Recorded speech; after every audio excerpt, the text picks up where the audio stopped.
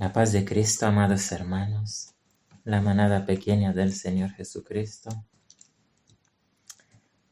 Les saludamos en este día solemne, el séptimo día de la festividad o solemnidad de primavera.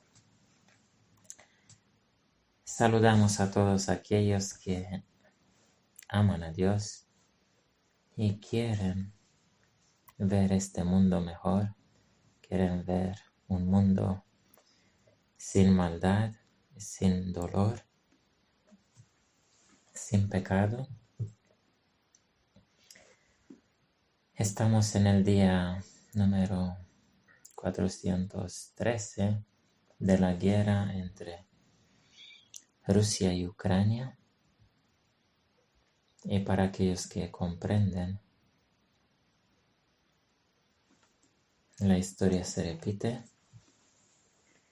El fin está muy cerca y lo que vemos en la tierra tiene que servir de señales para aquellos que son sabios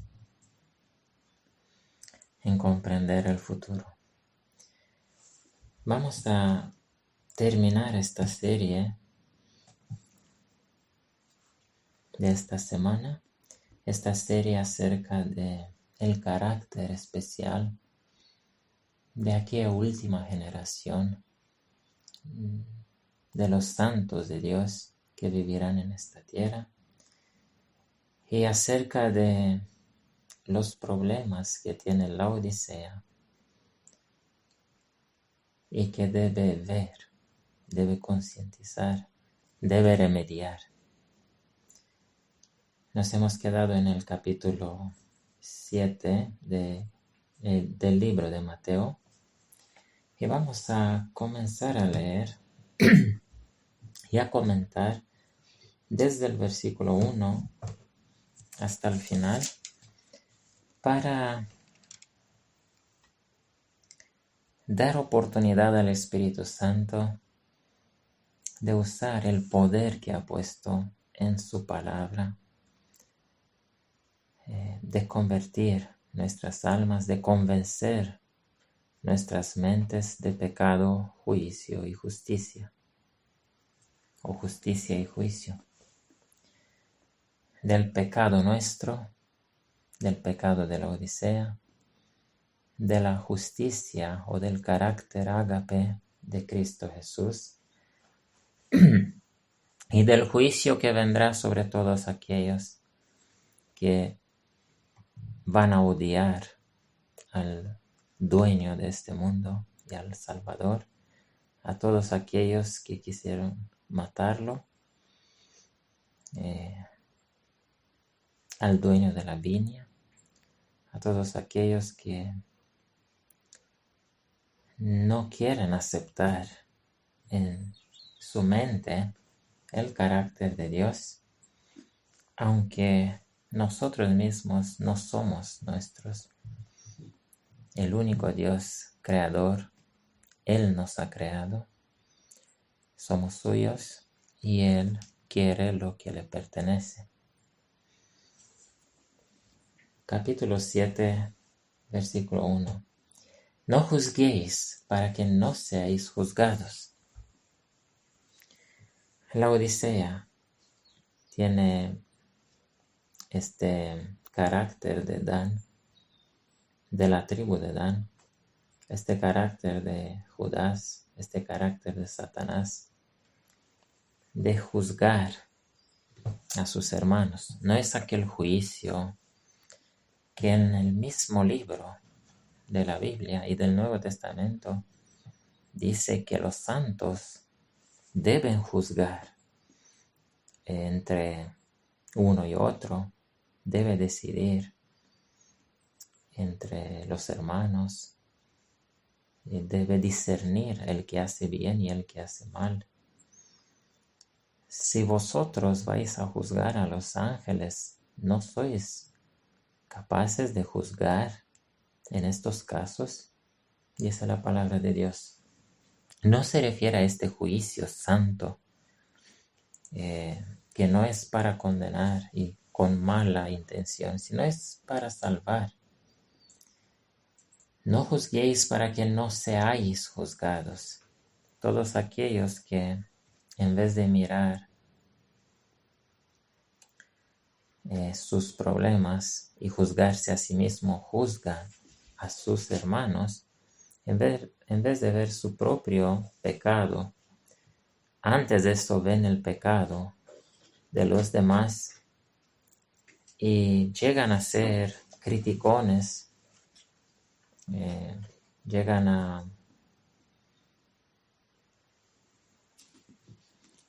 matar con las palabras el buen nombre del prójimo y de hablar mal a los hermanos, aunque no este es el propósito de un buen juicio. Todos estos que van a juzgar de esa manera mala van a ser juzgados de igual manera. Van a ser juzgados con la misma medida.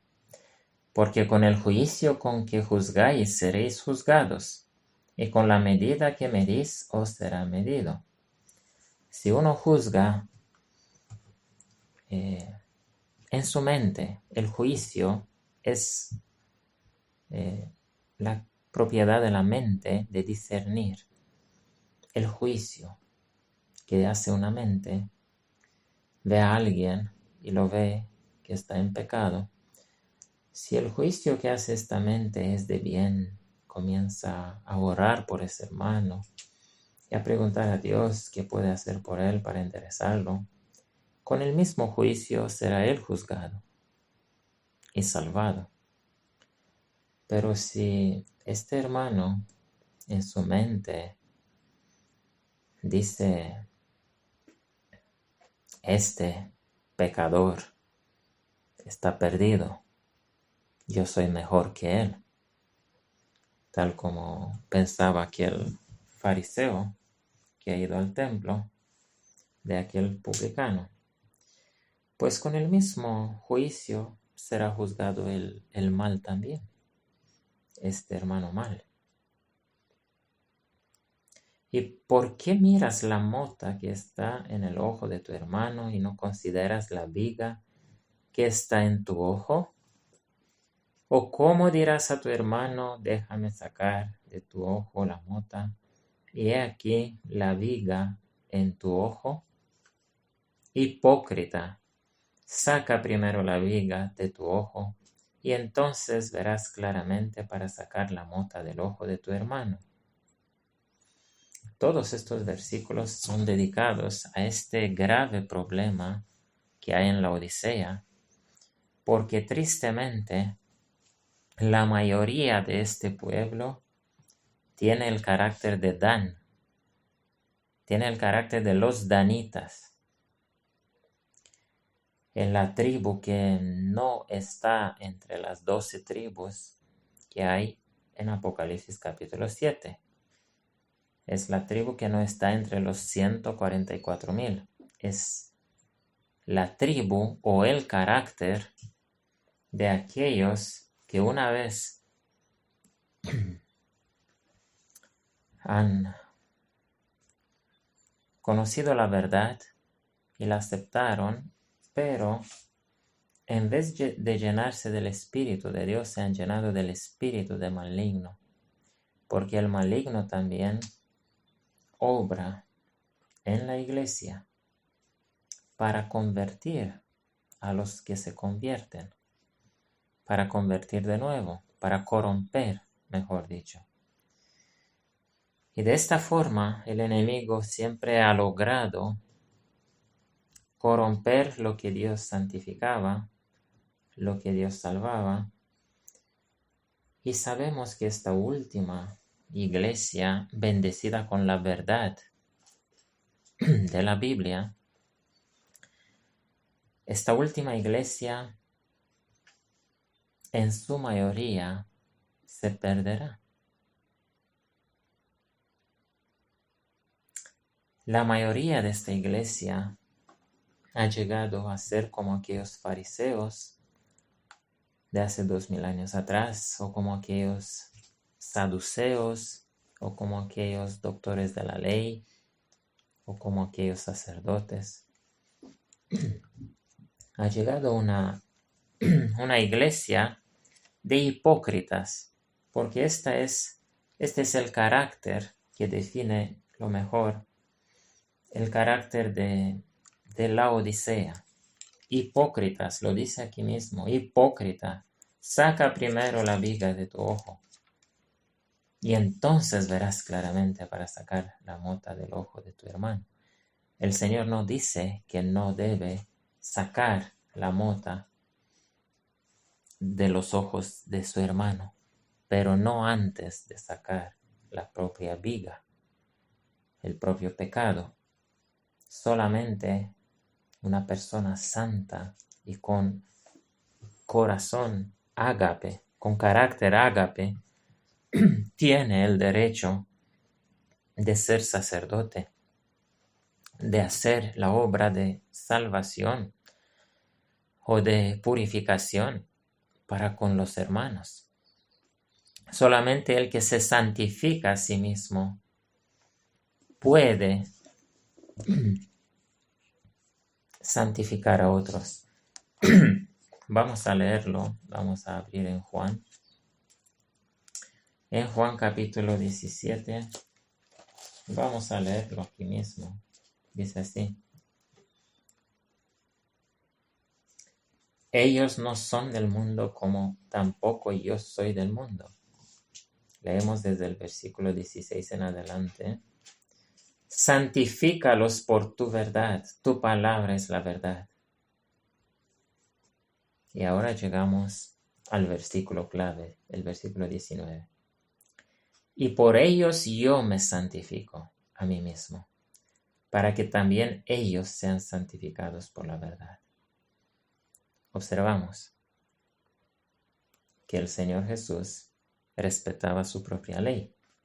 Uno se debe santificar a sí mismo para santificar a los demás. O para poder hacer un juicio que el Señor pueda aprobar. Para hacer un juicio en su mente acerca de su hermano y que el Señor lo apruebe y no lo condene.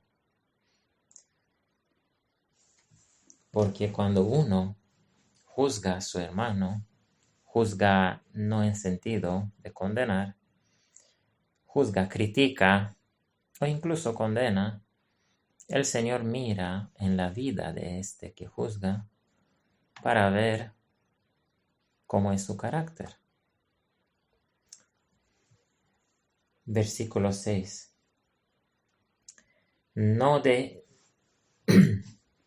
Versículo 6. No deis lo que es santo a los perros, ni echéis vuestras perlas delante de los puercos, para que no las rehuellen con sus pies y vuelvan y os despedacen. Aquí encontramos un versículo metido entre dos ideas diferentes, entre estos 4 versículos de antes o 5 versículos y los que siguen, que tratan otra idea. Y aquí encontramos un versículo y un mandamiento del Señor Jesucristo que aparentemente no tiene que ver con estos temas que ha tratado antes y que va a tratar después. No deis lo que es santo a los perros, ni echéis vuestras perlas delante de los puercos, porque los que hacen esto pueden correr el riesgo que estos puercos o perros vuelvan y despedacen a estos que han hecho esto. Entonces aquí hay un mandato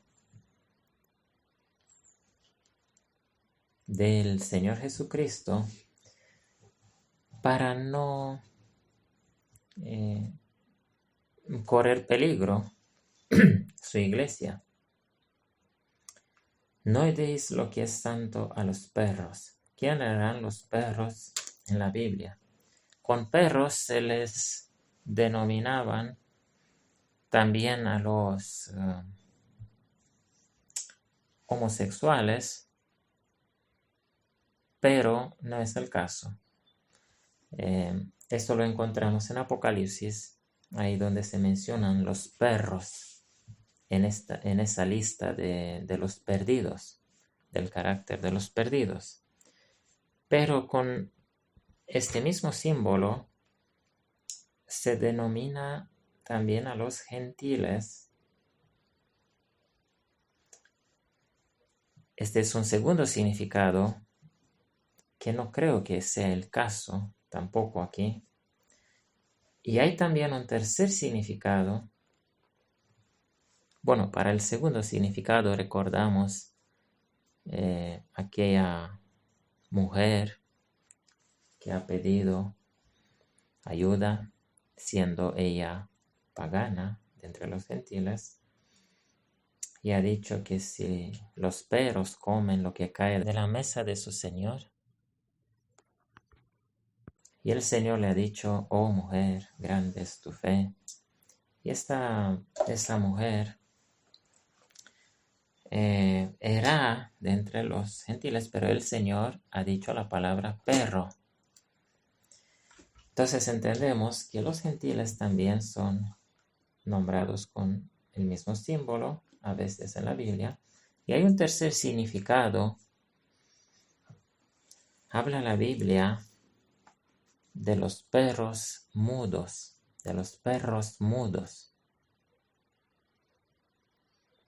que no ladran cuando ven el peligro. Nos damos cuenta que el peligro que corren los santos, el pueblo inocente, el pueblo que se santifica, es el peligro que han corrido todos los santos, los profetas, Juan el Bautista también, el Señor Jesucristo también, que cuando han admonestado a los hipócritas, a los que no se quieren arrepentir, a los malvados, a los perros y a los puercos, que son los fariseos y saduceos, doctores de la ley y sacerdotes de aquel tiempo, estos hipócritas, pero no solamente hipócritas, porque hay hipócritas que se salvan, que cambian, que pueden cambiar, y hay hipócritas que no, porque ellos también son homicidas y tienen otros pecados graves, adúlteros. Entonces aquí se trata de este liderazgo malvado y dice no deis lo que es santo, y lo que es santo es nombrado con perlas, con otro símbolo, perlas. Las perlas o las joyas son símbolo de lo santo. Y vamos a ver qué es lo santo aquí. ¿Qué significa lo santo? Vamos a abrir en el libro de Malaquías.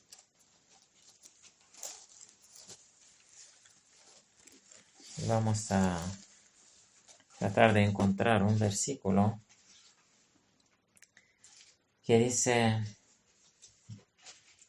aquí en Malaquías capítulo 3, versículo 17. Y ellos serán míos, dice, yo soy de los ejércitos, en aquel día cuando yo prepare mis joyas, y los perdonaré, como un hombre perdona a su hijo que le sirve. Entonces os tornaréis y echaréis de ver la diferencia entre el justo y el malo, entre el que sirve a Dios y el que no le sirve. Entendemos que las joyas del Señor son los mismos santos, o son las personas que se dan a sí mismos a puercos, a líderes puercos, a líderes perros, a líderes falsos que son lobos rapaces en otra parte, así los nombran, que comen las ovejas. Si ellos comen las ovejas, es claro que el mandato del Señor es no os deis a vosotros mismos, a estos puercos.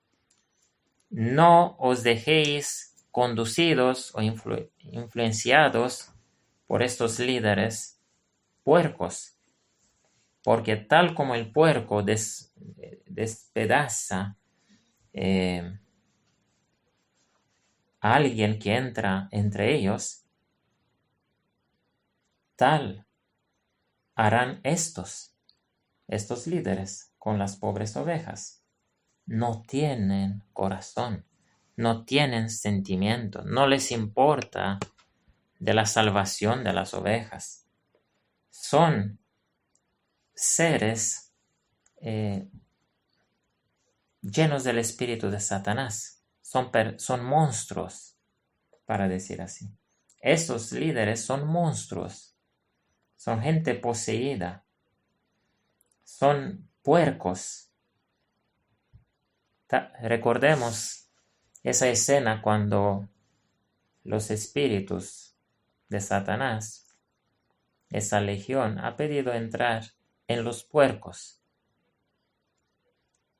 ¿A quién representaba esos puercos? A estos líderes judíos, a este liderazgo falso de la iglesia. Son puercos y perros mudos que no ladran para advertir al pobre alma de sus pecados, no hablan de los pecados. Ellen White dice que un verdadero predicador va a hablar en sus sermones, en todos sus sermones va a hablar abiertamente de los pecados, va a ser las mentes conscientes del peligro de los pecados. Estos no ladran, estos son perros mudos y puercos. Y los que se dan a ellos, los que se hacen discípulos o seguidores de tales líderes criminales, más tarde o más temprano van a ser despedazados por estos. Su carácter será despedazado, se quedarán con el mismo carácter de ellos, aunque ha habido algo bueno en ellos. Ellos destruyen todo lo bueno que hay en una persona por su ejemplo malvado. Y los puercos, a diferencia de otros animales salvajes,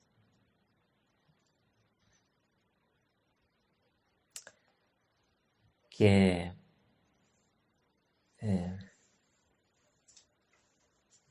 matan a otros animales para comerlas, los puercos no dejan rastro de animal que pueden comer. Han habido casos y ha sido una técnica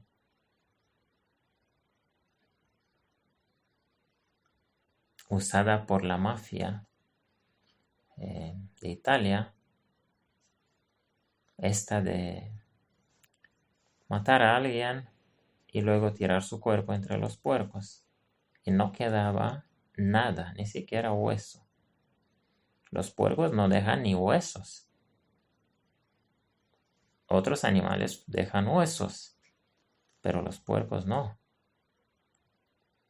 Desaparece cualquier rastro de una persona. Así hacían desaparecer a las víctimas. Versículo 7. Pedid y se os dará. Buscad y hallaréis. Llamad y se os abrirá. ¿En qué contexto dice el Señor esto? A estas 5 vírgenes fatuas que se han dejado tanto tiempo dirigidas por puercos y perros mudos. Este mismo es el contexto. Despertad, pueblo mío, salid en medio de ellos y no tocad nada inmundo. Salid de debajo de la influencia inmunda de estos falsos líderes y pedid y se os dará. Buscad y hallaréis, llamad y se os abrirá. Pedid la verdad, pedid santidad, pedid dirección y se os dará. Buscad la verdadera iglesia, buscad a los verdaderos líderes que Dios pone y los hallaréis, pero ellos no están ahí, no están en la organización. Buscad a sus profetas que Él pone y que Él levanta, y los levanta fuera de la apostasía, y los levanta en lugares retirados a veces. Pedid y se os dará, buscad y hallaréis, pero no os quedéis ahí recibiendo la influencia impía, mortal, de estos puercos y perros, sin buscad la verdadera iglesia, pensando que esta es la iglesia verdadera y que Dios es un Dios malo. Dios es un tirano si tiene tales líderes que hacen tales abominaciones. Claro que no lo hacen abiertamente, aparentan santidad, pero luego cometen pecados graves. Porque cualquiera que pide, recibe, y el que busca, halla, y al que llama, se le abrirá.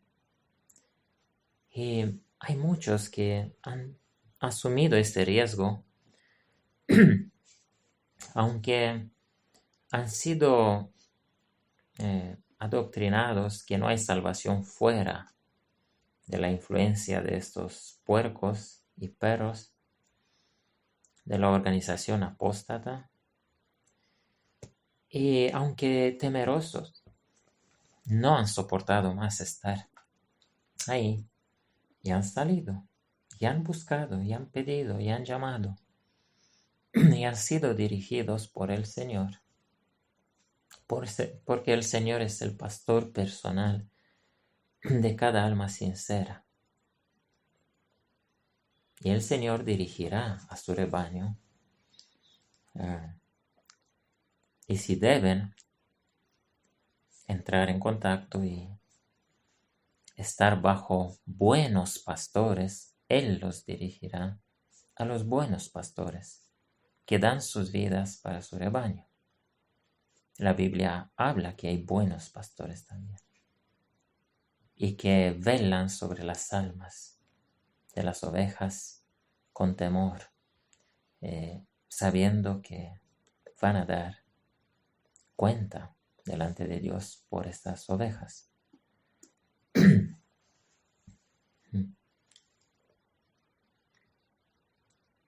¿Qué hombre hay de vosotros a quien si su hijo pidiere pan, le dará una piedra? ¿O si le pidiere un pez, le dará una serpiente?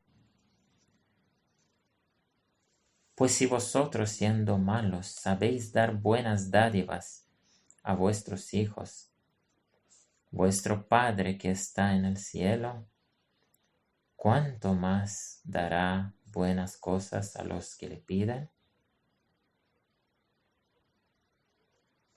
Así que todas las cosas que queríais que los hombres hiciesen con vosotros, así también haced vosotros con ellos, porque esta es la ley y los profetas. Y el contexto es el mismo. Si vosotros que sois malos, que no tenéis el carácter ágape, que no estáis en la verdadera iglesia o en el verdadero reino de Dios, que Dios ha puesto en la tierra, sois malos, pero no tan malos que esos peros, porque algo bueno tenéis, por lo menos dais buenas dádivas a vuestros hijos, amáis a vuestros hijos por lo menos, a vuestras esposas. No sois como estos cerdos y perros que aún a los hijos los odian y los sacrifican por cualquier deseo egoísta. Se divorcian cuando quieren, no les importa. No tienen sentimientos. Esos no tienen nada de bueno en su carácter. Pero estos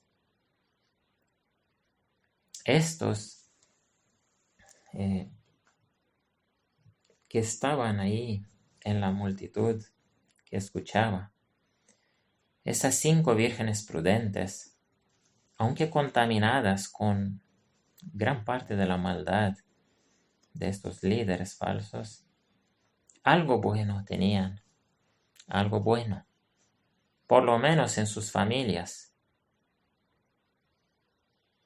actuando como padres verdaderos, no como he visto en tantas familias, que el padre no le importa de los hijos, incluso los explota o los usa para sus propios placeres, cosas abominables.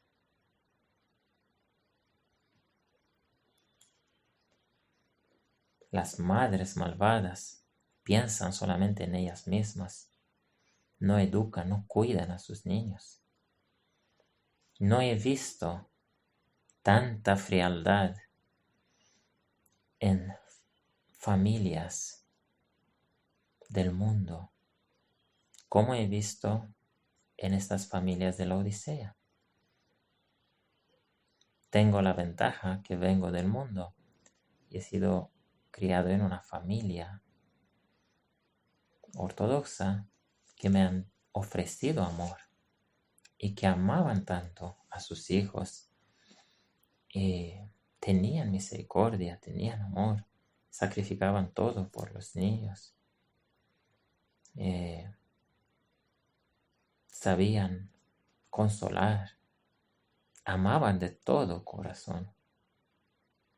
Pero en esa iglesia, casi en todas las familias que he tenido el privilegio de estar, de visitar, he visto tanta frialdad, tanto fanatismo.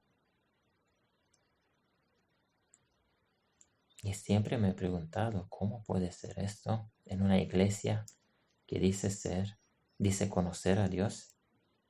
Y los paganos que no dicen esto, sin embargo, tienen amor ágape en ellos.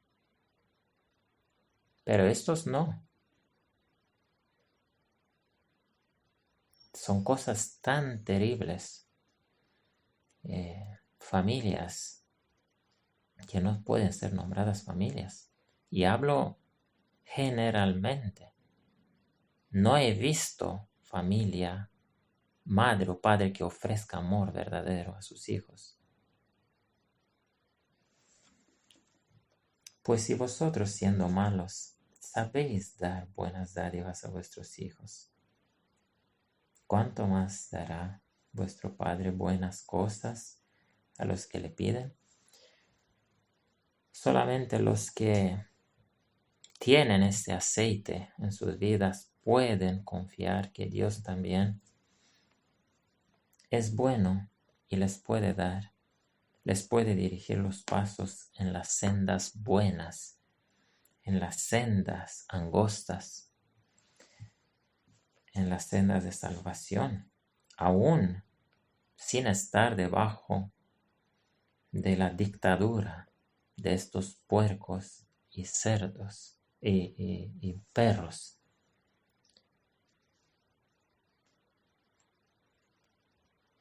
Y aquí encontramos la regla de oro, como se llama en el versículo 12. Así que todas las cosas que queríais que los hombres hiciesen con vosotros, así también haced vosotros con ellos, porque esta es la ley y los profetas. Cuando ha dicho el Señor, la ley y los profetas, esa era toda la Biblia que ellos tenían en ese momento. La Biblia, los rollos sagrados eran separados en dos categorías. La ley, los libros de Moisés, 5 libros, y el resto de los rollos que eran los profetas mayores y menores. Esta es toda la Biblia. Esto es todo lo que enseña la palabra de Dios, quiere decir. El amor ágape. Y ahora continúa en el mismo tono. Entrad por la puerta estrecha. Para entrar por la puerta estrecha, ¿qué hay que hacer antes? Pues salir de de esta iglesia apóstata, o de estos grupos, o de debajo de estos líderes que no tienen amor ágape, que tienen el amor de Satanás a sí mismo. Hay que salir y luego entrar. Hay una salida aquí en el capítulo 7 y hay una entrada. Entrad por la puerta estrecha, porque ancha es la puerta y espacioso el camino que lleva a la perdición, y los que entran por él son muchos. Cuán ancho fue el camino de esos cerdos, miles de cerdos en los cuales han entrado los demonios. ¿Y cuál ha sido el fin de estos cerdos? La perdición. Se han lanzado desde el precipicio, desde la cuesta, en el mar o en el lago. Y lo mismo dijo el Señor de aquel ciego que sigue a un ciego. Ambos caerán en el precipicio. Para que no pase eso, el Señor advirtió en estas palabras que hay que salir, hay que abandonar y no tocar lo inmundo, lo impío. Hay que pedir, buscar y llamar en ayuda en esta búsqueda que algunos la tenían cuando el Señor Jesús vino en esa tierra. Algunos buscaban algo mejor que su propia religión. Eran esos príncipes del Oriente cuando Él nació y se dejaron guiados y fueron conducidos ¿a quién? A Cristo. Dios puede conducir aún a los paganos. O como el Cornelio que también no estaba contento con el paganismo o la idolatría de adorar a los cesares, a los reyes del Imperio Romano, a los líderes, y buscaba a Dios. Y el Señor le ha hablado y lo ha dirigido, ha llamado y Dios ha contestado. Lo ha dirigido a su iglesia verdadera, a su reino verdadero en la tierra. Seguramente Pablo también en su corazón algo buscaba, al Dios verdadero. Algo buscaba, por eso Dios le habló en ese camino. Por eso pudo convertirle su alma. Porque él también habló a otros en el pasado, a otros judíos en el pasado, incluso profetas, y no ha podido cambiar sus almas. Recordemos a Balaam. Dios le ha hablado, igual que ha hablado a Pablo, con milagros. Sin embargo, él se ha quedado el mismo. Mientras que Pablo cambió, esto significa que algo bueno había en él. Él luchaba porque creía de todo corazón y quería ser completo en el servicio de Dios. Y cuando el Señor ha visto esto, simplemente le ha mostrado que no estaba sirviendo a Dios, que el celo era bueno, pero que no estaba en el lugar adecuado. Estaba sirviendo a los puercos y a los perros.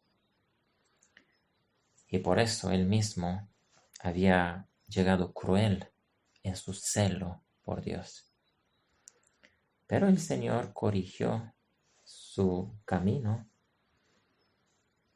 y luego él por 3 días preguntó, como dice aquí, pidió, buscó y llamó. Y en esos 3 días de ayuno él fue dirigido en su mente para comprender las escrituras, que las había leído y a lo mejor memorizado, pero no las había comprendido. Entonces, el mandato del Señor es entrar por la puerta estrecha. La puerta estrecha es Cristo. Y yo soy la puerta de las ovejas, dijo el Señor. Yo soy la puerta.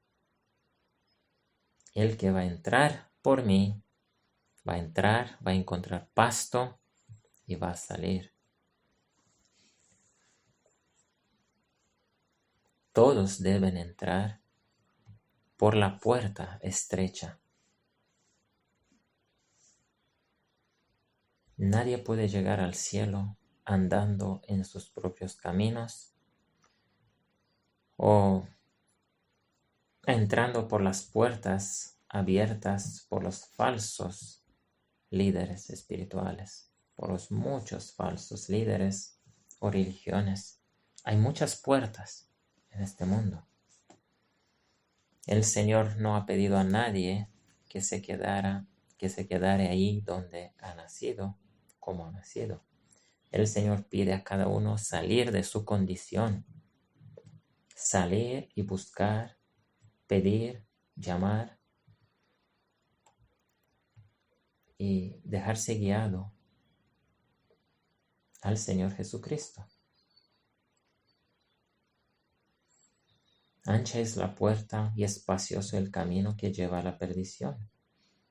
Los que entran por él son muchos.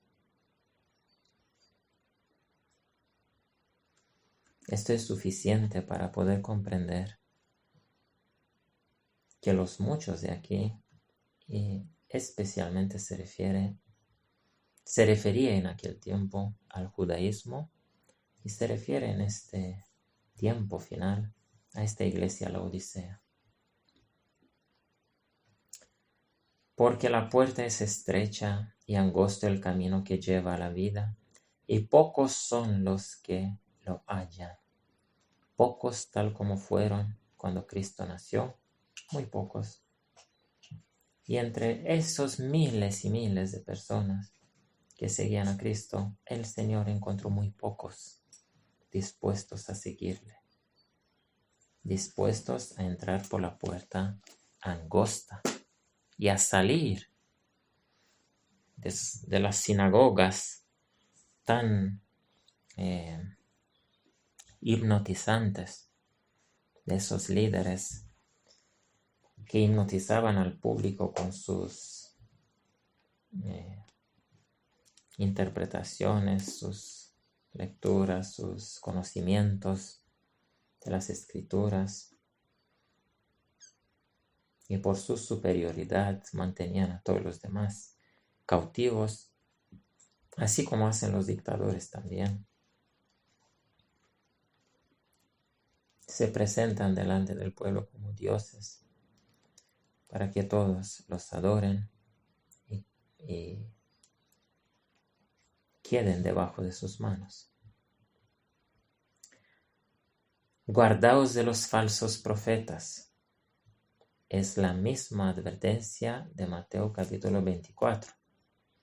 Guardaos de los falsos profetas, que vienen a vosotros con vestidos de ovejas, mas de dentro son lobos rapaces. Por fin el Señor Jesucristo habló abiertamente acerca de lo que trató aquí en este capítulo, de esos hipócritas, de esos puercos y perros. Esos son los falsos profetas. Guardaos de los falsos profetas. Ellos vendrán a vosotros engañándoos por su aspecto, por su religiosidad, por sus palabras, tal como Satanás engañó a Eva con las palabras. Ellos no vendrán a vosotros revelando lo que tienen en sus mentes. Ellos tratarán de aprovecharse de las ovejas, pero son lobos rapaces. Por sus frutos los conoceréis.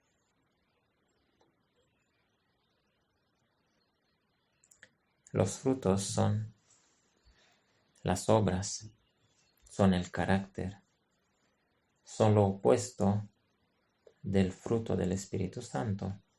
Son los frutos de los egoístas. Los egoístas no pueden engañar de manera perfecta. Pueden engañar públicamente, pero aún públicamente, para aquel que tiene sabiduría, puede discernir su egoísmo o su deseo de ensalzamiento o su soberbia. Pueden discernir a veces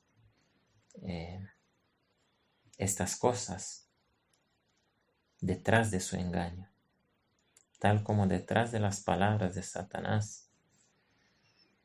Ahí tanto en el huerto del Edén como en el desierto de la tentación, detrás de esas palabras que citaba de la Biblia, se veía su intención.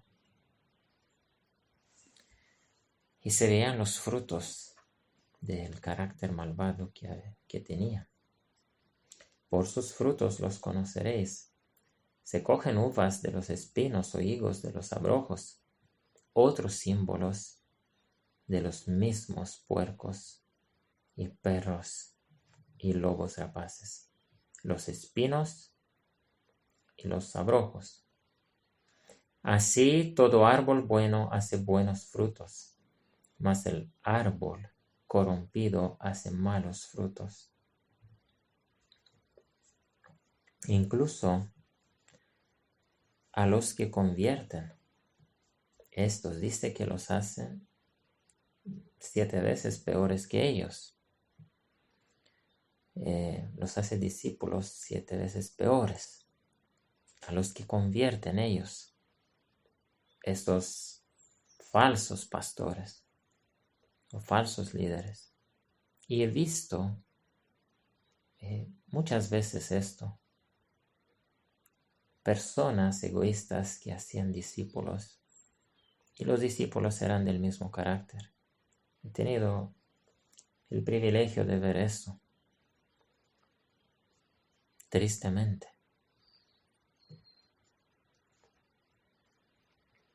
He visto a mujer pastora y que su único converso era el hombre más mundano de la iglesia. Y he visto muchos casos, sin número. Los fanáticos siempre van a generar fanáticos. Los hipócritas siempre van a ser discípulos hipócritas. Solamente el árbol bueno puede dar nacimiento a árbol bueno, como dice aquí. Tanto los discípulos que hacen como la obra que practican, todo es según su carácter. Si ellos tienen el Espíritu de Dios, entonces los frutos deben ser frutos de Dios.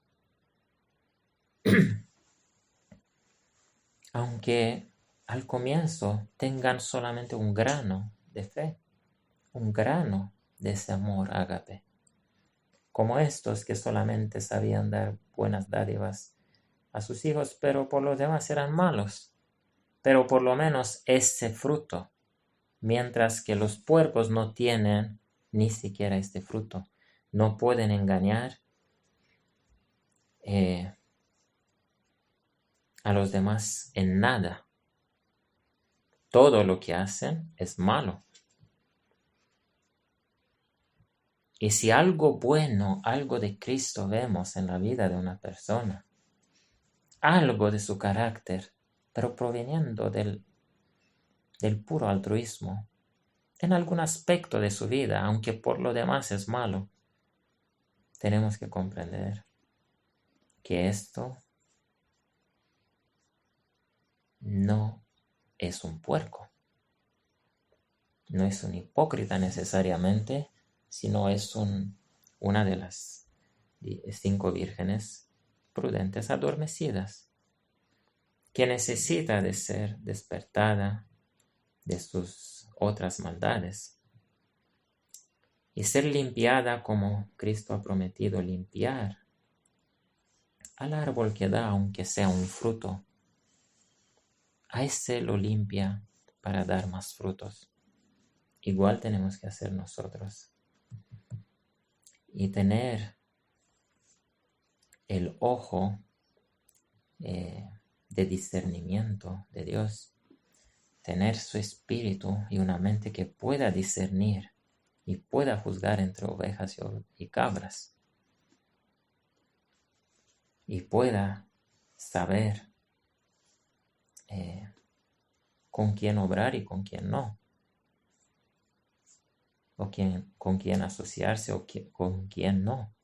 El Señor se asoció con estos 11, aunque eran malos, pero ha visto que tenían algo de bueno.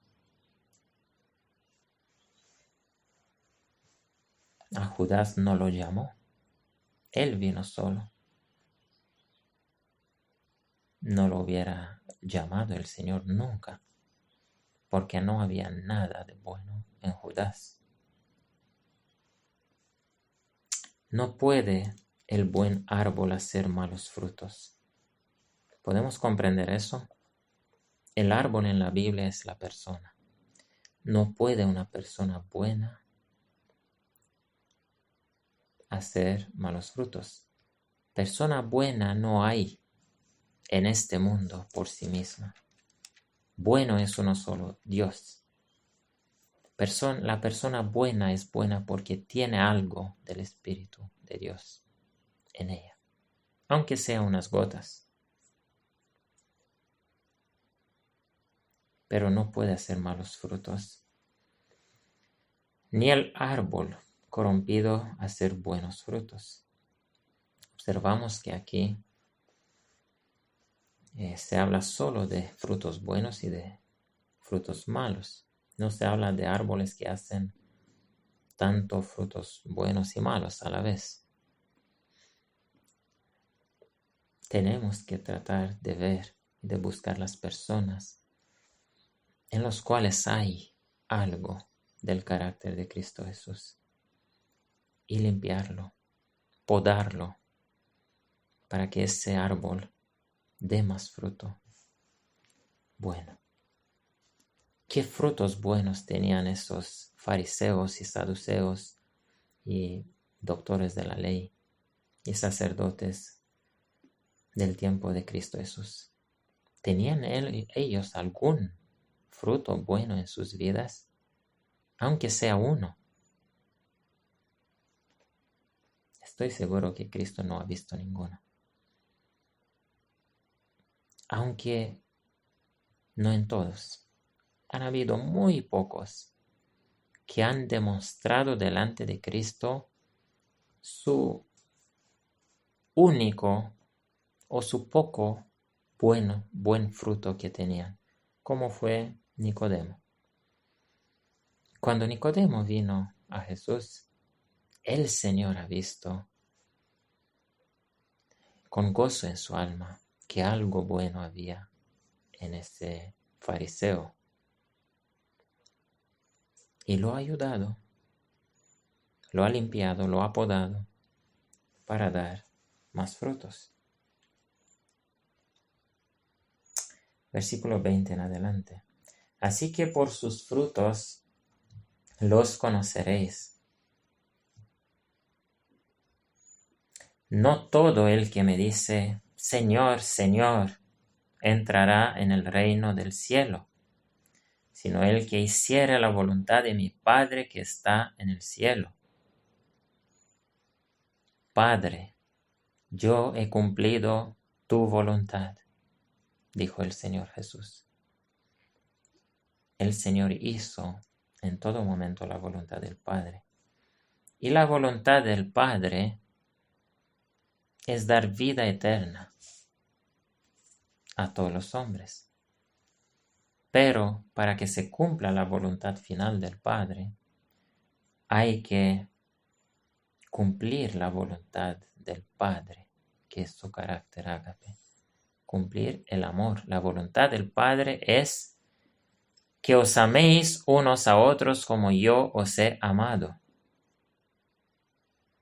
Son los capítulos del libro de Juan, después de tomar la cena, cuando el Señor les habló todas estas palabras en varios capítulos, tal como habló aquí, en estos 3 capítulos, 5, 6, 7. De igual manera ahí, creo que también en 3 capítulos, el Señor Jesús habló de una manera única a su iglesia.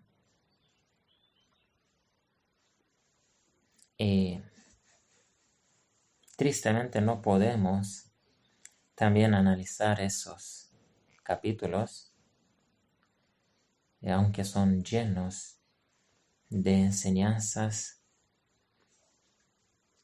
de la mayor importancia para que ellos pudiesen arrepentirse verdaderamente en el gran chasco que iba a venir sobre ellos.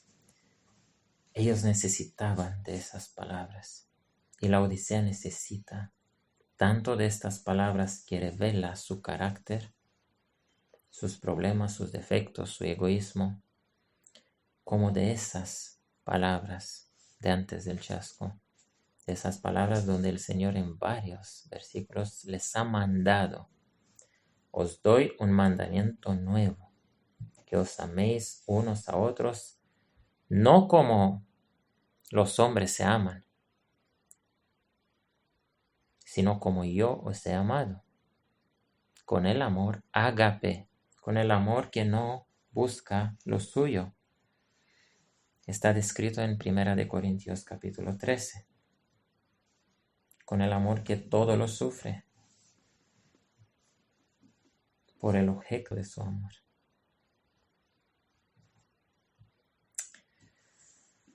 Muchos me dirán en aquel día: Señor, Señor, ¿no profetizamos en tu nombre? En tu nombre echamos demonios y en tu nombre hicimos muchas maravillas. De nada les sirvió esto, porque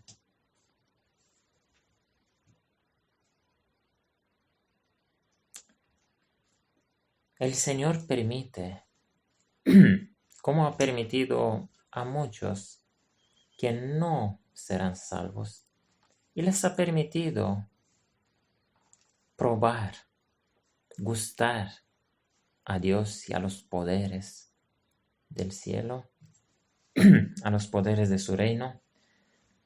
Les ha permitido porque tenían la posibilidad de crecer y de ser salvos, pero se han quedado enanos espirituales.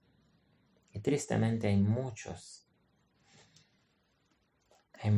que están en este camino, que han visto los milagros de Dios, han asistido, a lo mejor los han practicado, pero luego han vuelto como el pero ha vuelto a su vómito, han vuelto de este camino.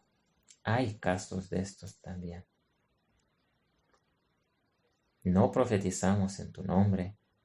Aquí encontramos a Balaam, que una vez fue un profeta bueno, pero se desvió. Y a todos las estrellas que predicaron en esta iglesia, la Odisea, al principio por convicción, pero no desarrollando en ellos el carácter del reino de Dios. Y no salvará a nadie, ni si profetiza, ni si echa demonios, ni si hacen muchas maravillas. Eso no dará a nadie ninguna seguridad de salvación. Y entonces les diré claramente, nunca os conocí. Notamos la palabra nunca. Esos nunca han traído algún buen fruto. No han recogido ninguna gota de aceite de Dios. No han hecho ninguna obra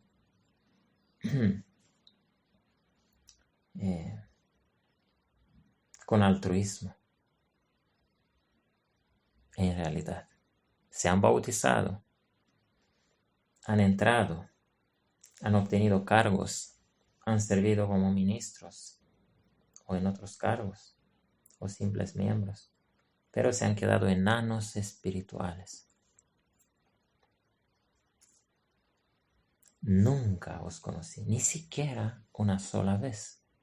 Por lo menos a las 5 vírgenes prudentes las conocí al comienzo de su experiencia y por eso ahora les mando a que vuelvan al primer amor, a que vuelvan a las sendas antiguas, al caminar del inicio de su experiencia. Pero a vosotros nunca os conocí. Apartaos de mí vosotros que obráis maldad, es decir, que obráis egoísmo en todo lo que hacéis. Pues todo aquel que oye estas mis palabras y las hace, lo compararé al varón prudente, es decir, a la virgen prudente quiere decir aquí. Es la misma palabra, Mateo 25:2. Lo compararé al varón prudente que edificó su casa sobre la roca. Y las 5 vírgenes prudentes, aunque por mucho tiempo estuvieron en la maldad del egoísmo, tuvieron esa cosa buena, que iniciaron la construcción del templo, que es el carácter de Cristo Jesús en sus vidas, tal como pasó en antaño con aquella reconstrucción del templo en el tiempo de Zorobabel, que puso los cimientos, y luego Esdras y Nehemías. Aunque hubo un periodo largo de pausa y se olvidaron de construir el templo, se olvidaron completamente. Luego terminaron la obra y el mismo que puso los cimientos terminará la obra, dijo, el mismo Zorobabel. Zorobabel probablemente representa el caso de estos, que el Señor puede borrar el recuerdo de esa pausa y esos pecados adquiridos después, si ha habido algo bueno en su vida, en su historia religiosa, su experiencia religiosa. Y entonces ayudará a todas estas 5 vírgenes prudentes a edificar su casa o su carácter o su templo interno sobre la roca que es Cristo Jesús. Y descendió la lluvia, y vinieron los ríos, y soplaron los vientos, y acometieron aquella casa, y no cayó, porque estaba fundada sobre la roca. Y todo aquel que oye estas mis palabras y no las hace, ahora se refiere a las 5 vírgenes fatuas, y no las hace, será semejante al varón fatuo. Es la misma palabra de Mateo 25:2. Insensato, fatuo, que edificó su casa sobre la arena, es decir, sobre el egoísmo, sobre el carácter de Satanás, sobre el yo. Y descendió la lluvia, y vinieron los ríos, y soplaron los vientos, e hicieron ímpetu contra aquella casa, y cayó, y su caída fue grande, tal como fue la caída de Judas, que se cayó, y se describe su muerte como que fue muy fea. Su caída fue grande. La caída de estos será grande de todo punto de vista. Incluso para ellos mismos, que se han creído santos, y descubrirán un día que son hijos de Satanás, destinados a la muerte, a la perdición. Tanto el sufrimiento que tendrán en estos tiempos de angustia, descritos aquí, el sufrimiento será inmenso, tal como fue su maldad, y también será su fin, su muerte. Su caída será grande. Y aconteció que cuando Jesús hubo acabado estas palabras, las gentes se espantaban de su doctrina, porque les enseñaba como quien tiene autoridad, y no como los escribas.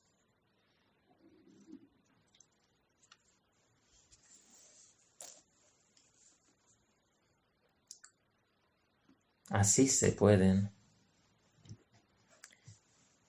diferenciar también las palabras que provienen del Espíritu Santo. Producen temor, temblor en el alma pecadora. Producen un análisis interior del alma. Producen una conciencia de lo que uno es ante el carácter de Cristo Jesús, de la diferencia que hay, de la pecaminosidad, del pecado que hay en sus vidas. Y también les da esperanza, les da la esperanza de poder ser lavados porque Dios es bueno. Y aunque hay muchas palabras de condena de los pecados, de exposición de los pecados, también ellos en estas palabras encuentran palabras de ánimo y de esperanza. Palabras que les puede determinar a entrar, a esforzarse a entrar por la puerta estrecha, porque su vida puede ser borrada, aunque las consecuencias no, o no siempre, aunque tendrán que sufrir la consecuencia de sus malas decisiones, de ese tiempo de pausa en la construcción de sus caracteres. Y aún con este precio, las 5 vírgenes prudentes estarán dispuestas a sufrirlo todo por Cristo, porque se enamorarán de su amor y del precio infinito que ha hecho por ellos. Y a pesar de toda la cruz que uno pueda tener, porque así ha sido la fe de cada uno, estará dispuesta de cargar su cruz y seguir a Cristo. Aquí terminamos la serie acerca de